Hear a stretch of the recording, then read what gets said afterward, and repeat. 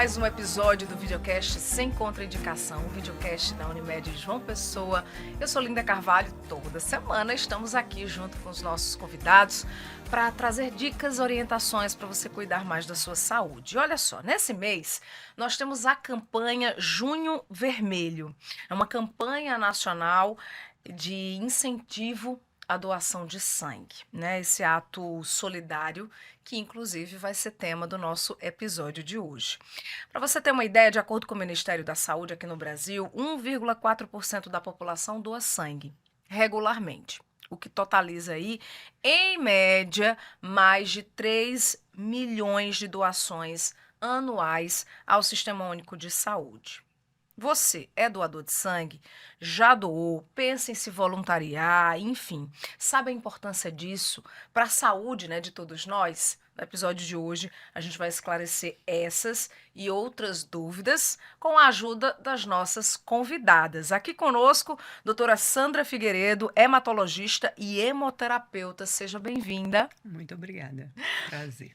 Prazer nosso. Aqui conosco também doutora Natasha Brasil, ela que é clínica geral, cardiologista também. Seja bem-vinda. Obrigada. Muito feliz de estar aqui hoje. Que bom tê-las aqui. Antes da gente começar a nossa conversa, só avisar você que está aí acompanhando o nosso conteúdo que nós estamos aqui no YouTube. Se você ainda não segue, não está inscrito na nossa página aqui no YouTube, inscreva-se. E aí você vai receber uma notificação sempre que tiver conteúdo novo aqui para você, tá bom? Além do YouTube, nós estamos no Spotify e estamos também no portal da Unimed, onde nós temos uma página exclusiva do nosso videocast, unimedjp.com.br/sem contraindicação. Você também pode conversar um pouco com a gente no Instagram, @UnimedJoãoPessoa, tá bem? Bom, falamos aqui sobre a campanha Junho Vermelho. Também nesse sábado, minha gente, dia 14 de junho, é o Dia Mundial do Doador de Sangue. Se você ainda não é doador, né, a gente vai te orientar nesse episódio aqui a como se preparar para esse ato, para esse gesto de solidariedade. E aí eu começo a nossa conversa de hoje com a doutora Sandra. A doação de sangue é um ato voluntário, sobretudo de solidariedade, né, de fazer bem ao próximo. É verdade que com apenas uma doação se consegue beneficiar até 4 pessoas? Sim. É. Hoje o Ministério da Saúde ele preconiza que todo o sangue doado ele seja fracionado, porque o que é que se diz na medicina? Cada paciente precisa de um determinado hemocomponente, que são os produtos feitos a partir de uma bolsa de sangue total. Então, o doador doa em torno de 450 ml de sangue total, e esse sangue é centrifugado e separado nos diversos hemocomponentes.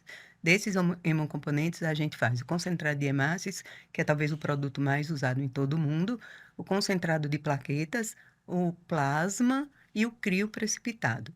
Só aí você já salvou 4 vidas. Só que esse plasma, se ele não é utilizado, ele vai para a indústria e aí a gente faz albumina, imunoglobulinas e os fatores de coagulação, que se chamam hemoderivados. Então, você salva bastante vida quando você doa uma única bolsa de sangue.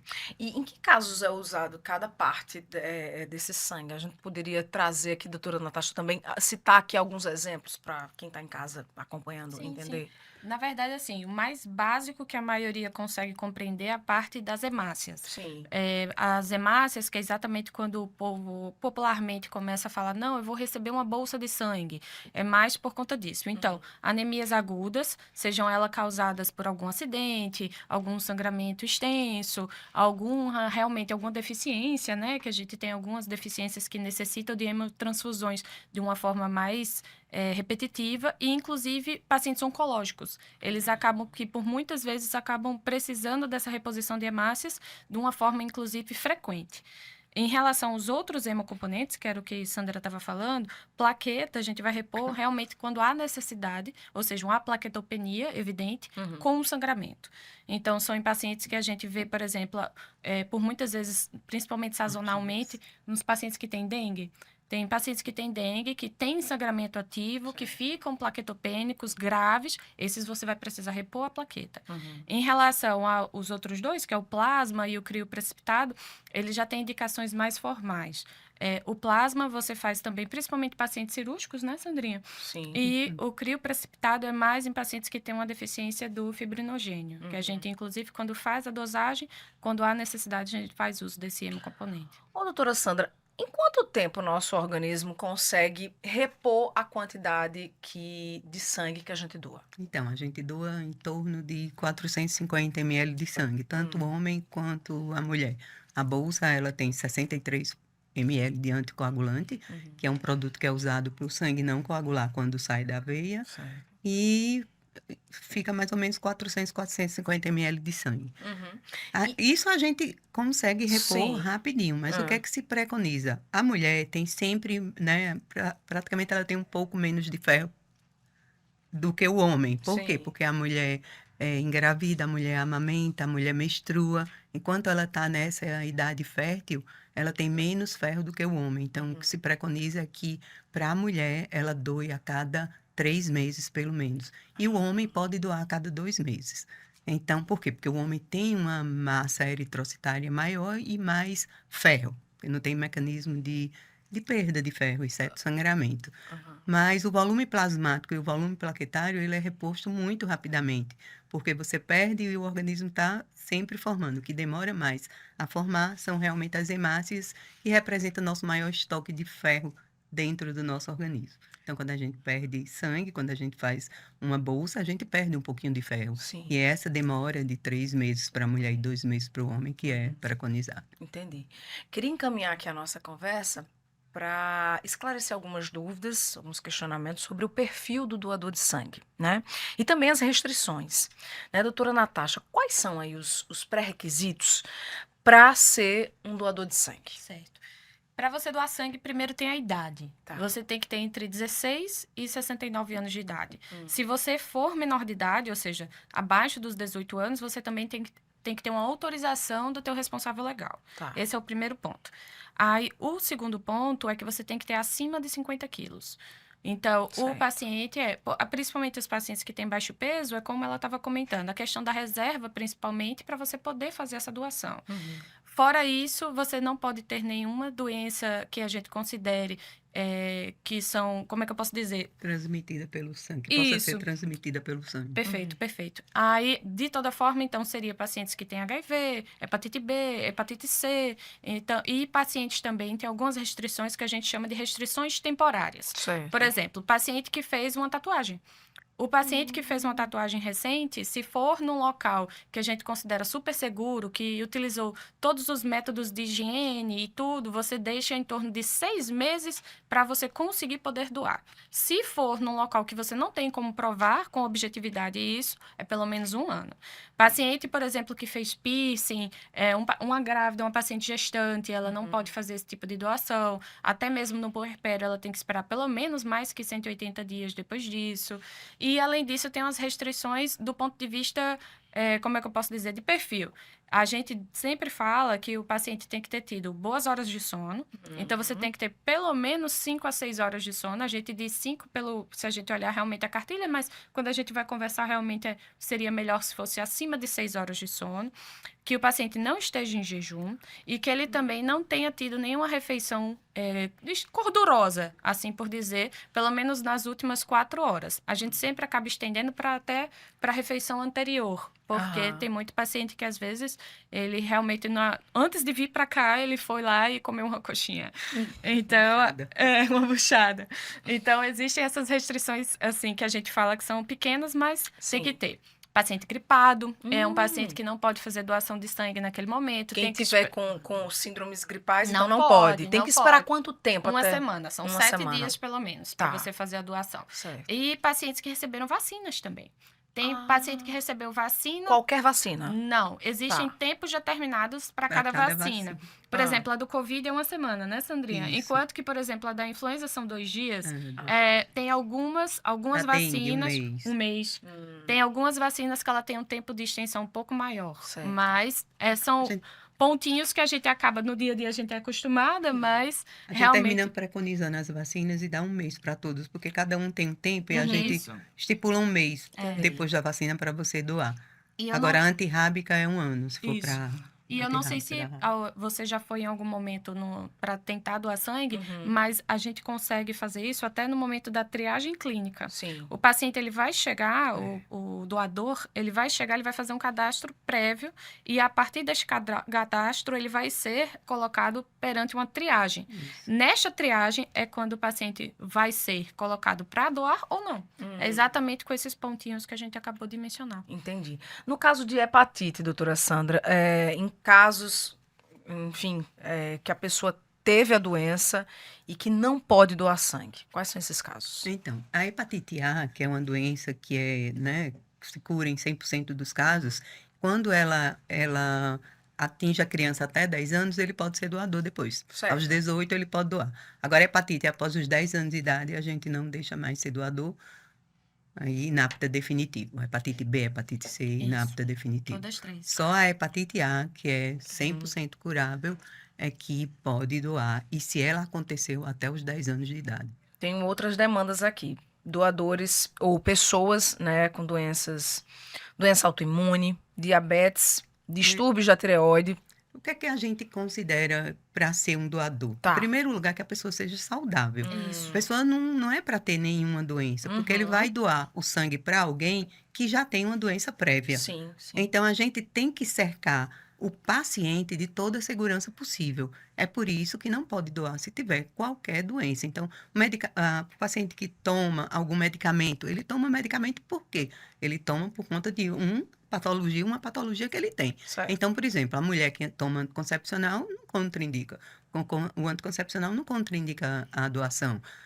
As vitaminas, que muita gente, né, está na moda e se usa Suplementação. vitamina, suplementação, também não contraindica, porque você não tem uma doença. Mas se você tem qualquer outra doença, o que impede de doar não é nem a medicação em si, é a doença. Então, para ser doador, tem que ser saudável.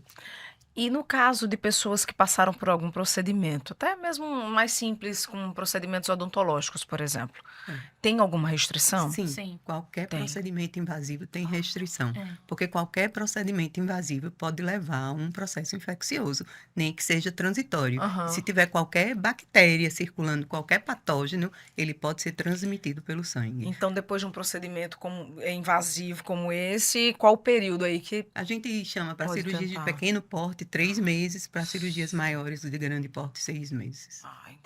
Entendi.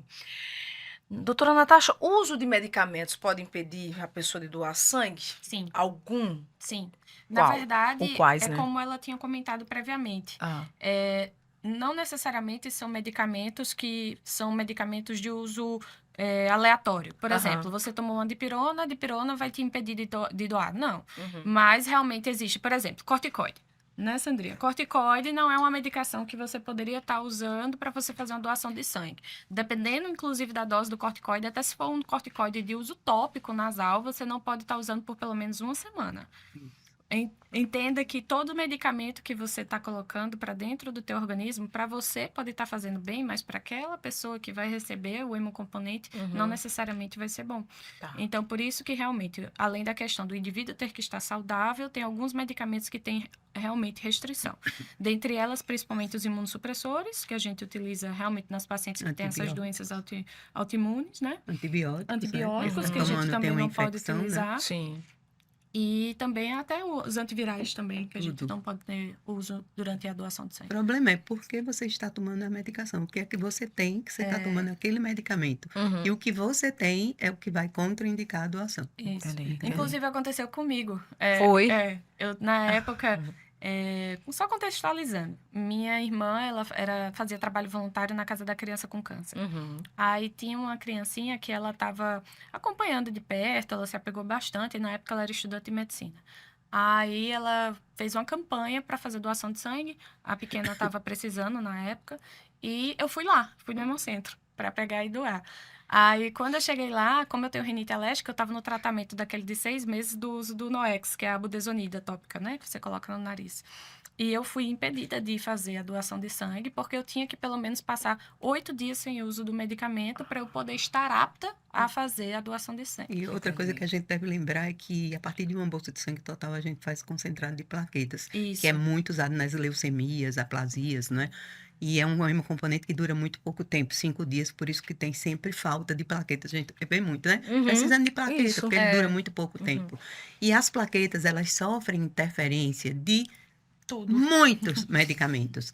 Então, por exemplo, o paciente está tomando qualquer medicamento que interfira com a função plaquetária e doou o sangue, e daquele sangue foi feita uma plaqueta que vai para uma pessoa que está sangrando, se tiver problema nessa plaqueta, ela não vai funcionar direito, entendeu? Então, é por isso também que a gente pede que não esteja tomando nada. Eu falei no começo do nosso episódio que, segundo o Ministério da Saúde, menos de 2% da população no Brasil doa regularmente sangue. Uhum.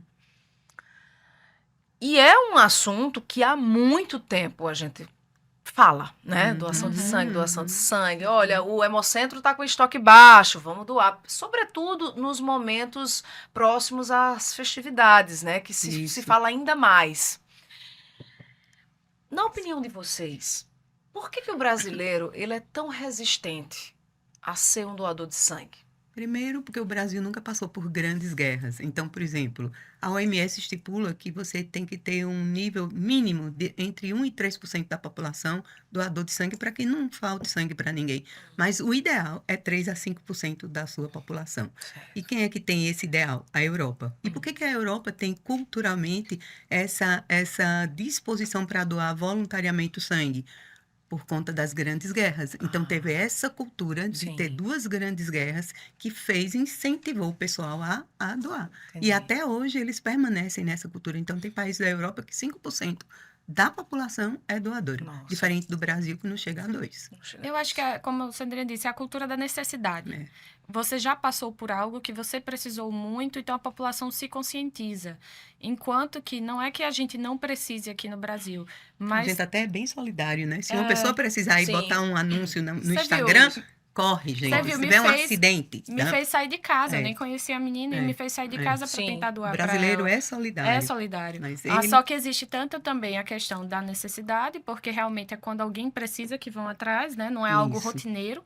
Como também tem a questão do mito de achar, vai doer muito, eu vou passar mal, vai ter algum problema comigo na hora que eu vou fazer essa doação. Será que vai faltar para mim, né? É. Porque Vai me tem muito prejudicar, eu vou disso. pegar alguma coisa, É, né? a os gente mitos. sempre entende que é muito fácil para a gente que é da área de saúde entender um procedimento, mas a pessoa que é leiga, ela não sabe. Então, muitas das vezes é só comunicação, é só você conseguir fazer ela entender tanto a questão da importância, como também a questão da simplicidade do que é o procedimento em si, Sim, entendeu? E sim. de como isso é bom, né, para todo mundo. E qual é o truque dos hemocentros? É tornar aquele doador que foi doar para alguém conhecido um doador voluntário. É. Então, ele vai doar para qualquer pessoa que esteja precisando, entendeu? Sim. Ele era um doador de reposição e se torna um voluntário. Entendi. Isso aqui é o gatilho, assim, né? Para a gente conseguir muitos doadores. Eu acho que começar a educar as crianças, não é? Elas podem doar a partir de 16 anos, mas a gente tem que começar a educá-las desde pequenas, né? Sobre a importância da doação. Assim Sim. como as leis de trânsito, né? A importância, né, de se respeitar as leis de trânsito, importância de ser doador. Preparar as crianças desde pequenininha para quando elas ficarem mais velhas, elas serem doadores, também acho que seria uma boa coisa. Eu sei que a doutora Sandra falou, inclusive, sobre esse assunto, né? A questão da preparação, do sono, doutora Natasha também, da alimentação correta, mas eu queria ir mais a fundo. Certo. Vamos dizer que quem está nos assistindo decidiu ser doador. E está apto, está saudável, não está tomando as medicações que vocês já falaram aqui e tudo mais. Aí vamos lá. Como se preparar para ir fazer essa doação, né? E aí eu falo com relação ao sono e com relação à alimentação também. Certo. Por exemplo, na semana que antecede o dia ou um dia antes que você antecede sua ida ao Hemocentro, né? No que é que você tem que se preocupar? Tá. Em relação à alimentação, não necessariamente é uma semana. Um dia antes já é o suficiente, que é a questão de você se alimentar com alimentos leves. Evita alimento gorduroso, pelo menos nas últimas 10 horas do que você vai fazer a doação. Por isso que a gente restringe para um dia todo. Porque, às vezes, para você dizer assim, não, mas eu comi no jantar, mas eu jantei tal hora, a gente não acaba não quantificando dessa forma. Sim. Mas, digo, no dia anterior, só faça alimentação leve. Fora isso, o sono é pelo menos 5 horas de sono. No mínimo, 5 horas de sono. Repousado, né? Tá Isso. descansado. O ideal pra é que doar. seja bem mais, né? O ideal é que seja pelo menos 8 horas de sono. Mas o mínimo realmente que a gente considera para fazer a triagem mesmo são 5 horas. Doar sangue baixa a imunidade? Não. Tem muita gente que pensa Não, isso, né? muito Não. mito. Não Mito. causa mal algum. Nenhum. Nenhum mal. O kit de doação é totalmente descartável. Usou naquele paciente, tchau. Ele é aberto na hora da doação, então não tem o menor perigo de contaminação. Então, doar sangue não engrossa, não afina o sangue, não traz consequência nenhuma maléfica para o organismo. Então, você sendo candidato à doação, você passando pela triagem, é um procedimento super seguro, porque a gente jamais iria fazer alguma coisa que pudesse prejudicar a pessoa que voluntariamente se dispôs à doação. E no pós-doação, quais são as recomendações? A gente pede para beber muito líquido, né? Porque você perde plasma com as hemácias. Então, tomar uma água de coco. A gente está no Nordeste. A água de coco é uma coisa, né? Que todo mundo gosta. Então, toma uma água de coco, toma bastante líquido. A gente pede para não manejar máquinas pesadas. Inclusive, se ele é operador de máquinas pesadas, ele vai ter o atestado naquele dia. Por quê? Porque pode, às vezes, dar uma tontura, né? E você, né, ter algum problema. Se for aviador, também não pode voar naquele dia. Porque, imagina, ele está levando uma carga muito preciosa, que é a vida de várias pessoas. Então, ele não pode se arriscar a ter nenhuma tontura. Então, algumas profissões de mais risco, que se você tiver uma tontura, você não pode dirigir imediatamente depois de uma doação, você tem que passar um pedacinho lancha no até, serviço. passa uma horinha lá. Ou até levar alguém para dirigir lancha depois da doação, passa um tempo, tá bem, se estiver completamente bem, é que pode sair do serviço. Aí eu pergunto a vocês, como é que funciona os testes que são feitos para confirmar, né, a qualidade do sangue? A gente, no Hemocentro, assim, nos serviços de hemoterapia do Brasil, que é uma regra só para todos, a gente tem uma segurança muito grande no sangue. E isso começou depois da década de 80, que a gente teve o advento do HIV, que foi, assim, um verdadeiro terror para a doação de sangue, porque muita gente se contaminou com HIV nessa época, né, na década de 80, na época da AIDS, né, que se alastrou. E aí o sangue teve que se tornar seguro. E graças ao HIV, o sangue hoje é muito seguro. Só para você ter uma ideia, a gente faz testes de biologia molecular para HIV, para hepatite C e hepatite B. Então, a gente detecta vírus. É diferente dos anticorpos que passam um tempo para serem formados. Então, esses testes tornaram o sangue do Brasil hoje, do mundo, muito seguro. Né? Então, hoje é muito difícil você dizer que alguém se contaminou com HIV ou com hepatite C ou com hepatite B através de uma transfusão de sangue, coisa que na década de 80 existiu demais. Então, hoje o sangue da gente, assim, é bem seguro. E me diga uma coisa, nesse momento da triagem, antes da doação, são feitas algumas perguntas, Sim, né, para várias. esse possível doador, É né? um questionário bem extenso. Várias. Por que são tantas perguntas? Para saber isso. se ele está apto a doar, para saber se ele não tem nenhuma patologia, para saber se ele não toma nenhuma medicação, para saber se ele não tem comportamentos de risco para doenças infecciosas e que podem ser transmitidas pelo sangue. Quando a gente faz essa segurança no doador, a gente está pensando muito no paciente. Eu estou perguntando isso porque muita gente às vezes vai pela primeira vez e sai assim meio que chateado. Nossa, me fizeram tantas perguntas e tal. Aí a segurança. É que se a gente pensar quem está recebendo sangue, você entende por que tanta barreira. Uma pessoa que está recebendo o hemocomponente, ela não está bem. Se ela está precisando de algum hemocomponente, algo está acontecendo com ela naquele momento que ela está precisando dessa ajudinha extra para o corpo. Então, é uma pessoa num período de fragilidade. Então, a gente tem que impedir que qualquer coisa deste sangue que ela está recebendo seja prejudicial para ela. Então, a barreira é a gente. Então, acaba que essa barreira, e a gente, entendo que eu digo, a gente é o sistema exatamente do hemocentro, e o local em que você vai fazer essa doação de sangue, ele tem que fazer todo esse questionário, até mesmo para fazer isso antes de você ter uma coleta de sangue ou ser submetido a retirar seu sangue de uma forma desnecessária, já que você não poderia ter sido doador, entendeu? E outra coisa, os testes que a gente faz, se chamam testes sorológicos e UNAT, são para 6 patógenos. Certo. Mas a gente tem N patógenos, muitos patógenos que são bactérias, vírus, fungos transmitidos pelo sangue. E não tem como você estudar todos. É impossível para qualquer serviço de hemoterapia estudar tudo. Então, a gente pega os mais importantes, os que causam mais malefícios, se forem, né, passíveis de contaminação pelo sangue. E os outros? Então, esses outros, como é que a gente vai saber? Fazendo uma triagem bem rigorosa. Então, se tiver qualquer sinal, sintoma referente a um desses outros patógenos, você não vai poder doar sangue. Por isso. Entendi. Bom, chegamos no momento do nosso quadro Mente Ativa, que é quando a gente conhece.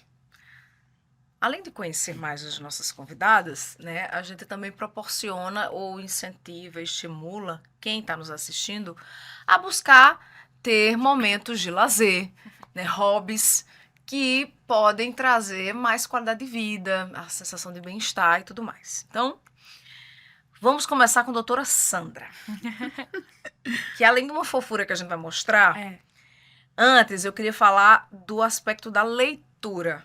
Sim. Você gosta muito de ler? Muito, eu sempre gostei muito de ler. São leituras mais específicas da área da medicina ou aleatória? Da área da medicina, da minha área de hematologia, então eu amo, né? E a gente tem que ser, o médico tem que estudar todos os dias praticamente, nunca deixa de estudar, né?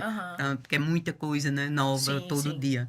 Mas eu gosto de ler tudo. Eu gosto de ler romance, eu gosto de ler mistério, eu gosto de ler biografia, amo tudo. Tem uma meta, assim, que você costuma estipular, na verdade, anual? Tipo, esse ano eu quero ler tantos livros. Não, eu não ponho metas, eu vou lendo, porque senão não se torna uma coisa tão prazerosa assim, né? Uma obrigação. Porque já é uma coisa, né?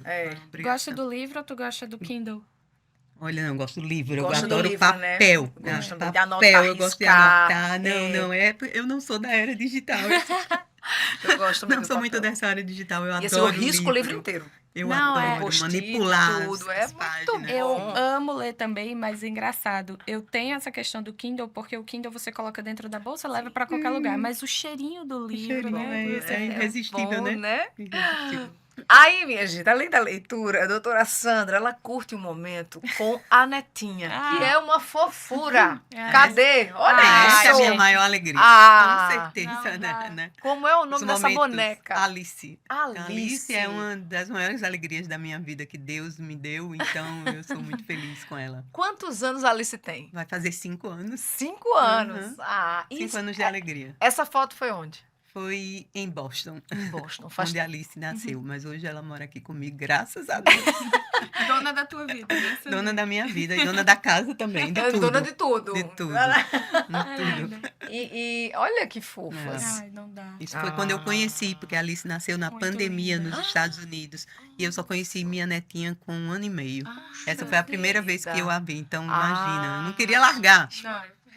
Eu não queria largar. Eu não consegui viajar. Só quando abriu, as fronteiras se abriram, né? Foi Nem um podia. sofrimento muito grande Muito para grande, mim. Mas nesses dias aí também foi, acho que a maior alegria da minha vida foi conhecer e Foi em botar que minha ano neta. aí? 2020? Foi 2020 que ela nasceu, foi 2022 aí. 2022. Já estava... E hoje ela mora aqui. Mora aqui. Mora comigo. perto. Sim. Porque aqui Mora nos comigo. bastidores, né? Eu perguntando à doutora Sandra, ela disse: meu hobby é minha neta. Ela, eu corro atrás dela. E você sempre tá vendo? Sempre você se encontra? Não, ela mora comigo. Mora Mora comigo. Então, Então assim, ela preenche. Minha casa mudou totalmente tudo. rotina da casa. Rotina, arrumação, A é cheio de prioridade brinquedo é minha ela. casa. A prioridade Minha neta é ela. realmente é minha prioridade. É sua Minha prioridade. neta e minha filha, E né? tá Lógico. certa. Sim. Que coisa fofa, muito bom. Muito bem. Aí nós temos aqui a doutora Natasha, que é atleta, minha gente, de corrida. Olha aí, cadê a Natasha? Não sou atleta. Olha aí, você é sim. Quando é que começou Forte aí, né? esse relacionamento com a corrida? Foi o seguinte, Ah. na verdade, a gente vive, né, uma vida muito estressante. A gente trabalha muito, tem muitas responsabilidades. Então, na verdade, eu comecei fazendo caminhada e tudo, e acabava me desafiando, de tipo assim, se você tá conseguindo caminhar tanto, você consegue correr um pouquinho. Aí eu pegava e tentava correr um pouquinho. Aí daqui a pouco eu disse, eu consigo mais um pouquinho. E assim sucessivamente, até isso se tornar, na verdade, um hábito para mim que desopila a minha mente. Uhum. Por exemplo, eu não vejo isso como um exercício para eu postar foto ou para eu perder um peso ou alguma coisa assim, que tá tudo bem se for para outra pessoa. Eu vejo mais como tipo, caramba, tô precisando pensar em nada. Então, eu pego... Vou correr. Aí, eu coloco um fone de ouvido e vou. Pode ser 1 quilômetro, pode ser 10 quilômetros, pode ser 5 minutos que eu passei ali, mas é aquele momento que você tem só pra você e que naquele momento você não precisa se preocupar com nada, você não precisa estar no telefone tendo que resolver alguma coisa. Sim. Foi mais por conta disso. E acaba sendo um dos hábitos, né? Não, é um hábito que não só é um hábito saudável, como também, pra mim, é um hábito que também tira minha mente do problema e do estresse. Hoje quantas vezes, assim, atualmente, né? Quantas vezes na semana você consegue correr? No mínimo 2. No mínimo acaba 2. Né? Acaba que, às vezes, o que eu faço é... Eu não sei se todo mundo é assim, mas eu sou. É de tipo, se eu pegar, sair do trabalho e bater em casa, eu não vou sair de casa pra fazer exercício, tem que ir não. direto. Eu tenho que ir direto. Então, inclusive, se olhar meu carro neste exato momento, vai ter roupa de academia lá dentro. Porque aí, é uma estratégia. É uma estratégia pra eu não fugir. Claro. Então, assim, acaba que, maioria das vezes, eu pego, eu já saio, já emendo uma coisa com a outra e já vou. Seja qualquer hora.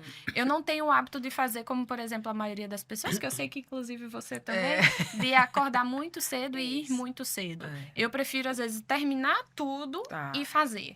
Porque, pra mim, é uma forma até de eu terminar meu dia bem. De tipo, acabei meu dia, todas as minhas obrigações já estão feitas, agora eu posso ir pra casa, relaxar e tá tudo bem. Estresse, né? Que aí é onde entra a leitura, né? Que é exatamente a questão de... Quando você chega em casa, aí você vai... fazer alguma coisa, vai comer, vai assistir alguma coisa, ler um livro. Então, pra mim, é como se eu tivesse terminado meu dia todinho, completo. Entendi. E tem alguma prova que você quer correr, participar, alguma coisa assim, uma meta, alguma coisa assim? Eu teve uma época que eu tava mais nisso, principalmente nessa questão das corridas de rua, né? Hoje em dia, eu não vejo isso nem como uma meta. Eu acho que eu penso igual a Sandrinha em relação aos livros. Eu não gosto de ver isso como uma obrigação. Eu acho que, pra mim, eu já cheguei onde eu queria e tá tudo bem. Mas, se eu melhorar, excelente. É aquela coisa assim de tipo, o que vier tá ótimo. Tá ótimo. Mas eu queria chegar em 10, eu cheguei em 10 e tá tudo bem. Nunca tive um objetivo de, por exemplo, eu quero fazer uma meia maratona, fazer uma maratona. Não, é mais pra mim é como um hábito mesmo, não é como um esporte propriamente dito. Hoje, qual foi a maior distância que você já conseguiu correr, assim? 17. Nossa! 17. Meia maratonista, Agora, quase. assim, como é que eu vou falar, né? Mas eu quase morri no fim. Não, mas tá aqui, tá tudo certo. Começa assim, Sem brincadeira, assim, não foi nem assim. Até porque a pessoa tem que entender a limitação do próprio corpo. Sim. Mas era aquela coisa de tipo, eu queria tentar ver até onde eu ia. Pronto, cheguei nos 17, tá ótimo, tá tudo bem. Não faço isso de novo, Tá bom. deixa os 10, tá tudo bem. Entendi. O Drauzio Varela começou a correr aos 50 anos, né? E hoje ele faz a maratona inteira. Pois né? é. Um exemplo, né? Legal. Mas é isso, é a questão da persistência. Eu sempre falo isso para os meus pacientes, que acaba sendo mais uma vivência minha do que de Sandra, por exemplo, por conta da minha subespecialidade, né? Os pacientes me procuram mais pré-treino, né? É aquele paciente que vai fazer um check-up, uma avaliação anual para conseguir fazer um exercício físico. Sim. E eu sempre falo isso, eu digo, entenda a limitação do seu próprio corpo. Você não nasceu para ser um maratonista, mas talvez você possa se tornar um maratonista. Então, é aquela coisa. Mas se você, por exemplo, não conseguir sair do 1 quilômetro, respeite seu corpo, é 1 quilômetro. Então, por quê? Porque você também não pode forçar e se machucar. Algo que deveria ser excelente, saudável, lhe causar só o bem e lhe causar um problema. Um problema, exatamente. E sem falar que aqui, né, na nossa região, a natureza ajuda bastante, né? A estrutura da cidade ajuda bastante. E aí eu acho que não é só a corrida, né? Não. Todo esporte, né? Todo esporte. Bicicleta, caminhada. Caminhada é tão gostoso, bicicleta, né? jogar bola na areia. É o todo. todo, né? Eu lembro que eu vi em algum lugar, não sei se é verdade, coisa de Instagram, É. do pessoal dizendo assim, não, João Pessoa estava querendo se tornar a capital do esporte, né?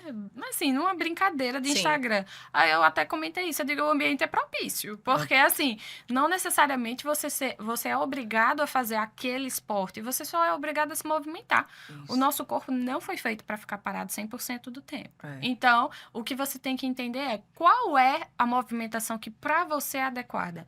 Será que você em si é uma pessoa que não consegue correr, mas talvez você seja um excelente nadador? Né? Sim. De tipo assim, Ciclista. um cara que vai fazer 60 quilômetros de ciclismo ou uma pessoa que vai adorar fazer uma aula de dança e passar horas e horas fazendo zumba, entendeu? Isso. Cada um é de um jeito. É verdade. E você só tem que escolher o que você gosta, né? O que te dá prazer. E lembrar sempre da hidratação. Isso. Às vezes eu vejo muita gente fazer atividade física sem ter uma garrafinha Sem de ter água água, do lado. Sem se preocupar com a hidratação. Não, porque eu tenho que suar para emagrecer. Imagina, como se o suor fizesse você perder peso, né? A gente fez com Ao invés de te frequência. desidratar. Então, Aham. a hidratação é muito importante e eu vejo que algumas pessoas esquecem de fazer isso, né?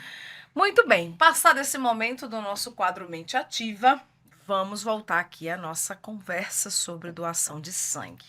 E aí eu quero entrar em um outro ponto, por quê? Porque a Unimed João Pessoa, ela é pioneira em vários procedimentos aqui na Paraíba e implantou no Hospital Alberto Urquiza Vanderlei mais um serviço inovador que é a agência transfusional. Através desse serviço, são realizadas, em média, 350 transfusões de sangue por mês. Doutora Sandra, explique pra gente o que é esse serviço exatamente, qual a importância dele. A agência transfusional é um serviço que é essencial em hospitais de grande porte, onde se faz cirurgias de alta complexidade, onde se tem UTI.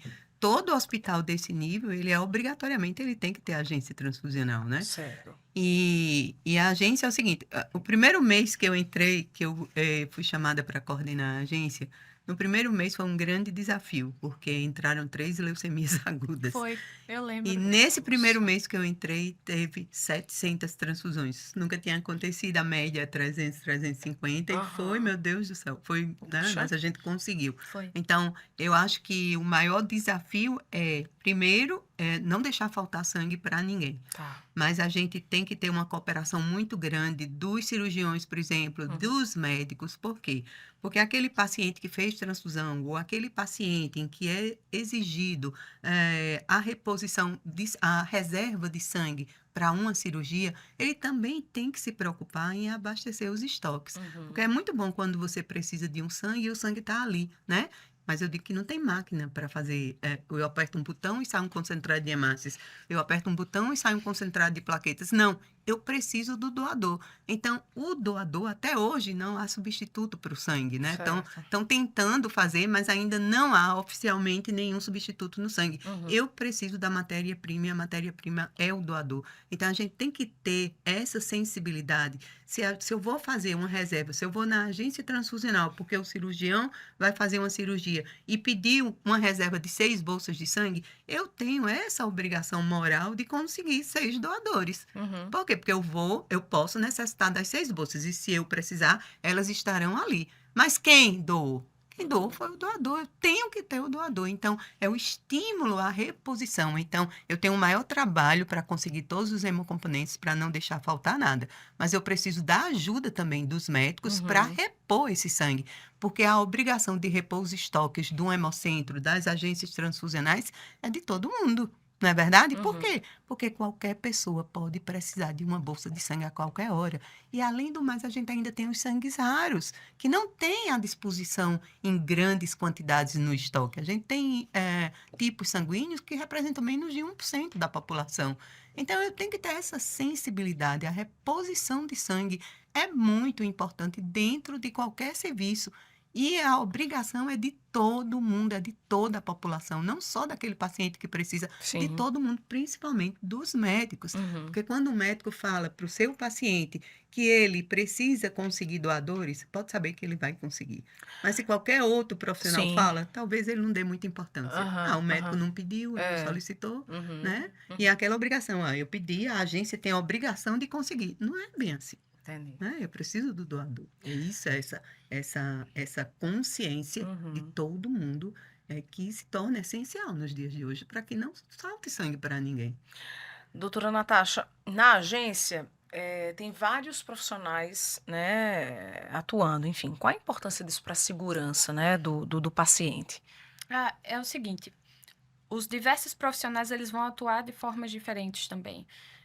Você tem a pessoa que vai estar ali no controle do próprio estoque que a gente tem de hemocomponentes que tem que ter dentro do hospital. Uhum, Então, você tem um número mínimo de hemocomponentes que vai estar ali dentro do hospital, exatamente respeitando a questão dos subtipos sanguíneos também. A gente Isso. tem a tipagem tanto ABO como a tipagem RH. Então, acaba que a gente tem que ter pelo menos para cobrir uma pessoa que eventualmente chegue de urgência naquele local e que ela possa receber um sangue de urgência até a gente conseguir, por exemplo, um extra. Tem o pessoal que vai fazer a administração desse sangue. Então, a pessoa vai pegar, vai fazer a solicitação do sangue. Então, vamos dizer que eu estou de plantão e fiz a solicitação de um sangue para um paciente X. Quando essa solicitação chega dentro da agência de terapia transfusional, o pessoal vai avaliar exatamente, vamos fazer esse sangue? Será que a gente tem? Entenda a palavra sangue, eu estou utilizando para falar de qualquer hemocomponente, até para uma forma de ser mais informal. uhum. Então, tem indicação, é o primeiro ponto. Tem indicação. A gente tem em estoque? Tem, mas tem que ter o preparo daquela bolsa. Aquela bolsa ela não é retirada de uma forma imediata de algum local e já é colocada no paciente. Aquela bolsa ela tem que ser preparada naquele momento e principalmente dependendo de qual meu componente eu estou falando.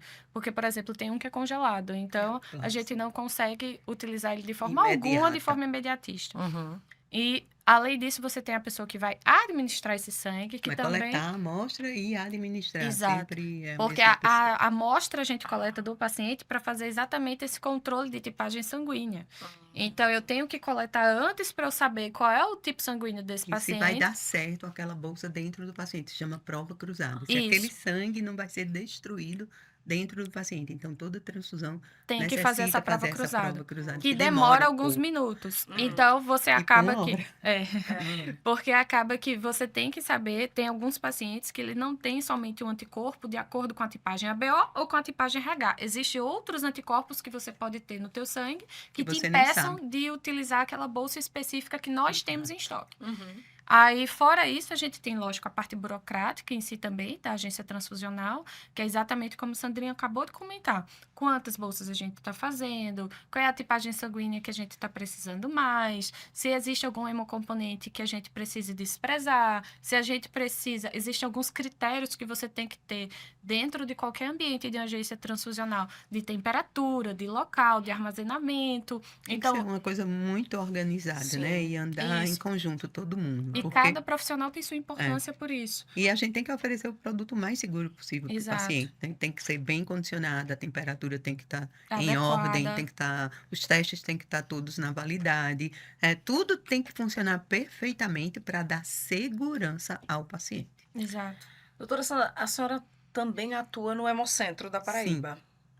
E aí, aproveitando que a gente está falando, né, desses instrumentos, qual a importância, né, do Hemocentro aqui para esse O processo? Hemocentro é praticamente o único serviço de hemoterapia do Estado. Ele banca o Estado inteiro, tanto os hospitais privados quanto os públicos. Então, na verdade, é uma hemorrede. O Hemocentro tem uma hemorrede estadual e pertence a uma hemorrede nacional. Então, o Hemocentro sempre é solidário com o outro. Então, se Sim. falta um produto, a gente pede nos outros. Se os outros faltam, pede a gente. Então, é uma rede muito unida nacionalmente e que todos falam exatamente a mesma linguagem. Não Isso. tem nenhum Hemocentro diferente do outro em relação à segurança do sangue. Todos são iguais. Então, a gente, assim, o Hemocentro faz 30 anos. Não, faz mais de 30 anos que eu trabalho no Hemocentro. Então, é assim, a gente conseguiu quase 90 mil doadores em 2024, com aquele ônibus, né, que é maravilhoso, que vai para o interior todo. A gente tem vários hemonúcleos, agências transfusionais espalhadas na Paraíba inteira. E tudo vem para a gente, para que não falte sangue para ninguém. Então, a gente tem que abastecer todos os hospitais privados e todos os hospitais públicos. É um grande trabalho. Então, a gente depende do doador para tudo, o coração, né? né? Coração. É muita coisa.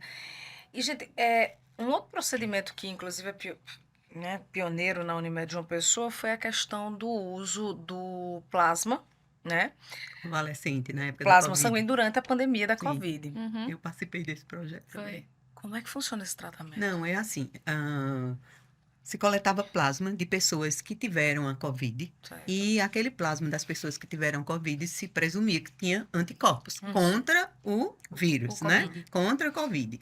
E esses anticorpos é que iriam proteger as pessoas que estavam com Covid. Sim. Talvez o erro da gente foi ter feito esse plasma, que era um protocolo, né, mundial, nas formas muito graves, onde o vírus já tinha praticamente destruído tudo que ele poderia destruir. Talvez se esse plasma tivesse sido feito no início da infecção, que aí os anticorpos iriam combater o vírus antes que ele, né, Uhum. combatesse o corpo, vamos Sim, dizer assim, sim. talvez o resultado tivesse sido melhor. Mas a gente teve vários casos de sucesso, mas também casos de fracasso, quando o pulmão já estava bastante comprometido, que não tinha muito mais o que fazer, mas foi uma tentativa quando a gente não tinha nada. É. Então, era tentativa para todo mundo, um desespero mundial, não é? Era uma coisa que a gente nunca tinha visto igual, né? Sim, A gente sim. nunca tinha tido nada parecido.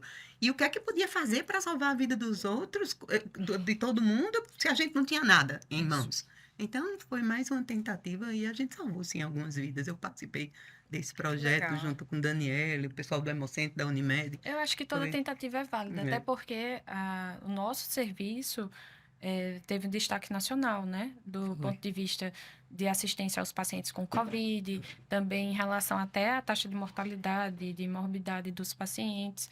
Então, é aquela coisa, vamos tentar ajudar de Fazer o alguma possível forma. para tentar salvar a vida. Exatamente. Aquilo era o foco principal. Era uma coisa experimental, não tinha muita, mas a gente não tinha nada. No Exato. início a gente não tinha nada. Verdade. Hum. Gente, queria reforçar, na verdade, nesse momento, a importância da doação de sangue, né? A importância, principalmente quando se tem um parente, quando se tem um amigo que vai fazer uma cirurgia, que necessita dessa reposição. Então, eu queria que doutora Sandra, doutora Natasha, deixasse essa mensagem e reforçasse essa necessidade e a importância da doação. É isso. Por que a gente não se torna uma Europa? Porque 3 a 5% da nossa população não se torna doador. O que é que está faltando para que os jovens, né, apoiem mais a doação de sangue, se tornem voluntários? Sem sangue, infelizmente, em algumas situações, sem sangue, não há vida, né? Então, infelizmente, em algumas situações drásticas, eu preciso do sangue para o paciente continuar Sim. vivendo. E se não tiver esse hemocomponente, ele falece. É isso. Eu Então, acho que a mensagem é essa, de tipo assim, ó, a gente tá aqui conversando, falando sobre a importância, mostrando que, traz riscos, desmistificando né? a questão de que não é perigoso, que não é doloroso, que não vai te trazer nenhum mal. Sim. É exatamente o ponto que a gente bateu mais de uma vez aqui sobre ser solidário. É de tipo, você faz o bem porque esse bem vem de volta para você de alguma forma. Não é algo que vai te fazer mal, não é algo que vai te prejudicar de alguma forma, não vai tirar pouco tempo da sua vida naquele momento, mas caramba, só de você pensar que uma bolsinha que eu passei ali, 1 hora, você salvou 4 vidas, para mim é algo assim surreal você não fazer. Entenda que a gente também não está pedindo para você ser um doador de sangue regular, que vai ter que ir lá, como a Sandrinha falou, se for homem, se for mulher, 3, 4 vezes no ano. Não, a gente está pedindo, faça isso uma vez no ano, já ajudaria bastante. Sim. Porque, assim, a gente sabe, principalmente, que nós que estamos atuando dentro do ambiente hospitalar, a gente vê quão necessário é isso. Quantas vezes a gente não vê essa questão de solidariedade também entre os hemocentros, de não tem um hemocomponente aqui em João Pessoa, mas Vamos o pessoal de buscar, Natal já liberou pra gente. Então, por que não a gente não conseguir isso de uma forma até mais fácil com a nossa população, com a nossa galera daqui, fazendo isso de uma forma mais rotineira? A população da Paraíba é em torno de 4 milhões de pessoas. Imagina, 5% doar. A gente tinha abastecido todos os...